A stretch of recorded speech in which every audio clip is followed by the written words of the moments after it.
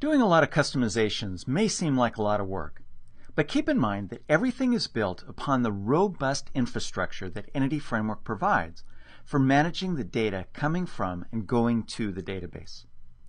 You only need to add the customizations that you need, leaving in place the default model features and behaviors that will work for you unchanged. So, for a typical application, you may need to only make small tweaks here and there, rather than overriding most of what Entity Framework provides you. You really are in control. There are three main customization and extensibility features of Entity Framework. First is to customize the model. The second is to extend entity data objects through partial classes and methods. And the third is hooking into Entity Framework events. There are many other ways to customize Entity Framework, but these techniques will be sufficient for most applications and provide a good basis for understanding how you might consider customizing Entity Framework for a specific application. And in this section, I'm going to look at customizing the model.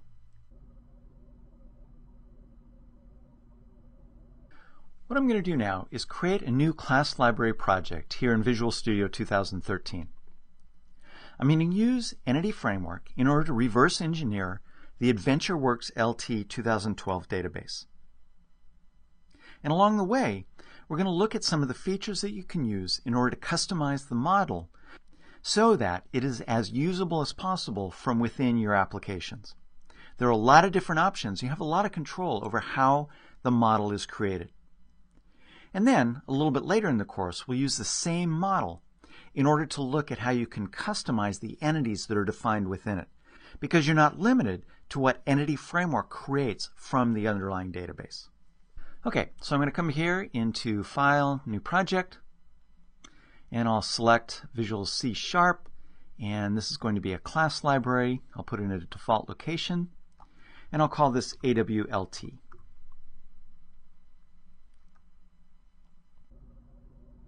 All right, so that creates the class library, and as usual, sets up the folders for my project. First thing I'm going to do is get rid of that default class library. Don't need that. Okay. And then the next thing I would need to do is add Entity Framework, the latest version of Entity Framework, to the project.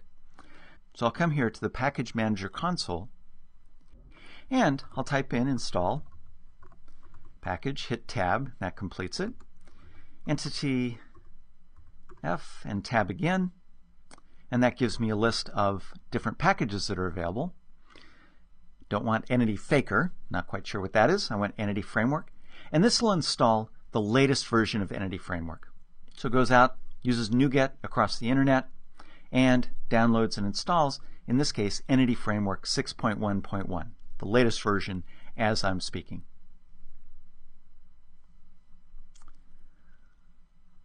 Okay, so that sets up the project. So now I'll come over here to Solution Explorer and right-click, and it's time to add our entity data model to the project. I'll come here to Data, IDEO.NET Entity Data Model, and as usual, I'm going to name this based on the name of the database, but it's a name that I'm going to use in code, so I'm going to shorten it a bit. So I'll do AdventureWorks LT and use that as the name of the model. All right, then as usual, that fires off the Entity Data Model wizard. So I'm going to reverse engineer this from the database, so I'll accept the default there. Go on to Next, and then I need to use a connection to connect to the database. This project doesn't currently have a connection, so I'll need to create a new one. So I'll use the local machine, and I'll use Windows Authentication and the AdventureWorks LT 2012 database. And as usual, I can test the connection. Works fine. And click on OK. And now we have a connection that we can use. And there's the connection string, as usual for Entity Framework, that it uses both the metadata for the three different models, as well as the real connection string, the ADO.NET connection string that tells it which machine to go to, the initial catalog, the AdventureWorks LT 2012, and then integrated security. All right, this is the name that it's going to use to store the connection string. So I'll change that to AWLT entities. Okay, so here is really the first place where you can start to customize how this model is going to work for you. So I'm going to select all of the tables within the Sales LT schema. So address, customer, customer address, and so forth.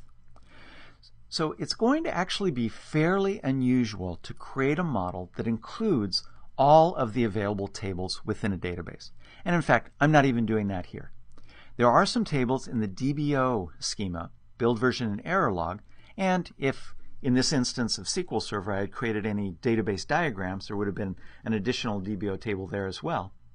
But I'm going to exclude those because those are basically database maintenance kind of things. They're not relevant to my application.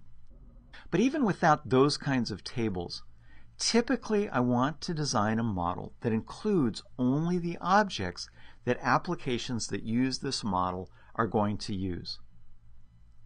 And so, this is a fairly simple database.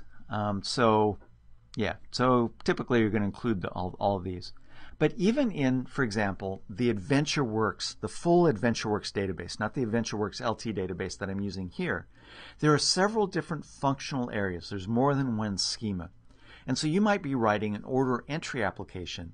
And so in that case, you may only include a couple of the schemas because you don't need any production information, for example. Well, actually you do because of the product, but you don't need any human resources information. So you wouldn't include the human resources tables. Okay, and then you can also opt to use views. If you're not going to use the views in your application, don't include it. The scenario I'm using here is I'm going to use all of the tables and the views. Now in this particular example, I'm not going to include any stored procedures and functions. But I do want to talk just a little bit about this. There are a few stored procedures and functions here within the AdventureWorks LT database. Really the only non-maintenance support kind of ones are these top three. So I could include these within my model and then opt to import the selected stored procedures and functions into the entity model. So this is an important option. If I do include any stored procedures and functions in the model, then I'm generally going to want to include that or leave this option checked as it is by default so that Entity Framework will automatically import them into the model. If I don't do that, then I have to go back into the model after I'm done creating it using the wizard and import them so that they're available for use through the model. Okay, so that's an important thing to understand. All right, then there are these options down here. By default, Entity Framework will pluralize or singularize generated object names. So for example, I have a product table here. The singular form of the class of objects that is retrieved from this table is going to be product. The plural name is going to be products. So Entity Framework will automatically name any collections based on entities from the product table. It will name products. Okay. Entity Framework, for the most part, does a fine job of doing that. But if you don't want to do that, you can unselect this option right here. What happens then, if I unselect that, is that it will instead call any objects, entities from the product table. The collection will be called product set. So the name has to be different from the singular version of it. So you really, the name of how this is described here is a little bit misleading. So it's pluralized or singularized. The other option is that it's going to be product and product set. Okay. And then you can also opt to include foreign key columns in the model. That's also checked by default. Generally in my models, I like to have this because I find that in a lot of applications, I need to have the entity objects expose the ID values, the primary key values, particularly when they're surrogate keys, so that they're available in the application, because there's sometimes when I need to work with those in the logic of an application. But for working with data, you don't have to have properties of those foreign keys. Okay? So if you don't want that, if you want to make your model as simple and as clean as possible, uncheck this option right there. And then you'll have one fewer property in each of your tables. But the downside is that in your application, if you do need to access those foreign key, the actual value of the foreign key, then you won't be able to get it.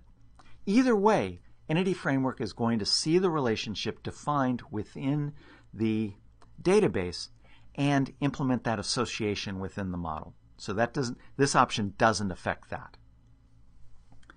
Okay, then I also want to shorten up the model namespace to AWLT and finish.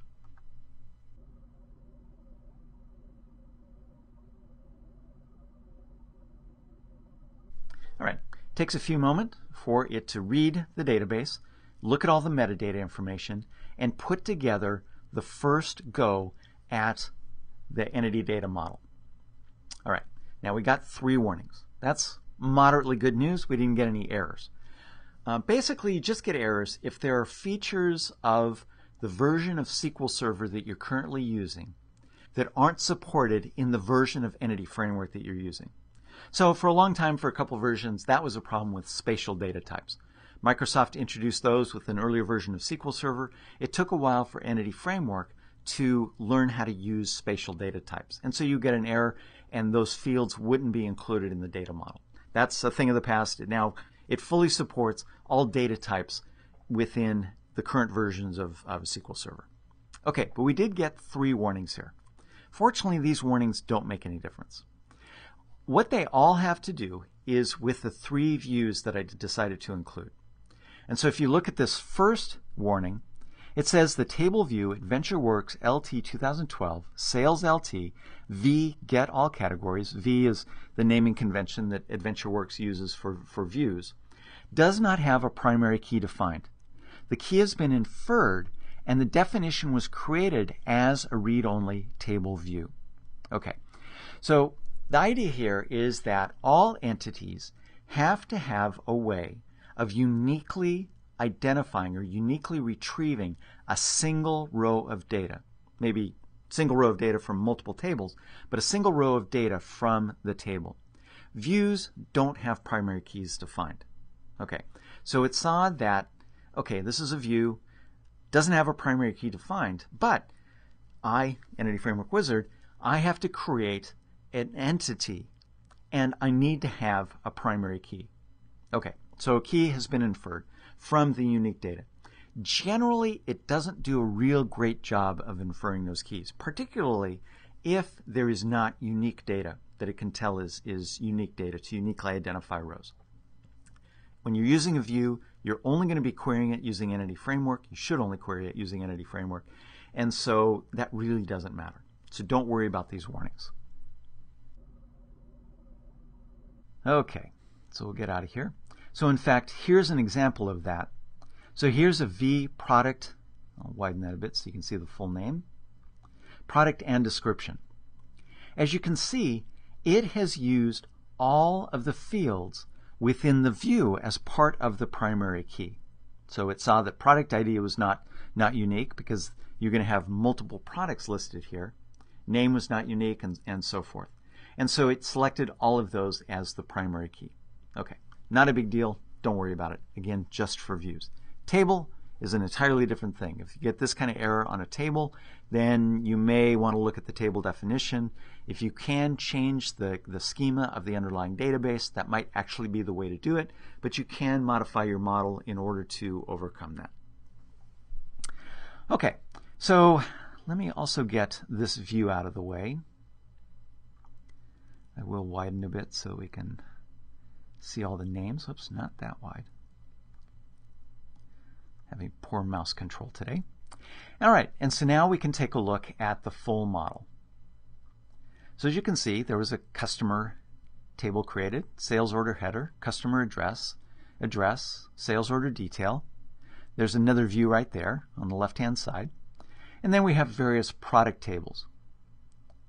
And you can also see that the Entity Wizard inferred the relationships based on the relationships of the tables in the back-end database. So that's the model that I'm going to use in order to look at different kinds of customizations that you can perform on the design of the entity data model.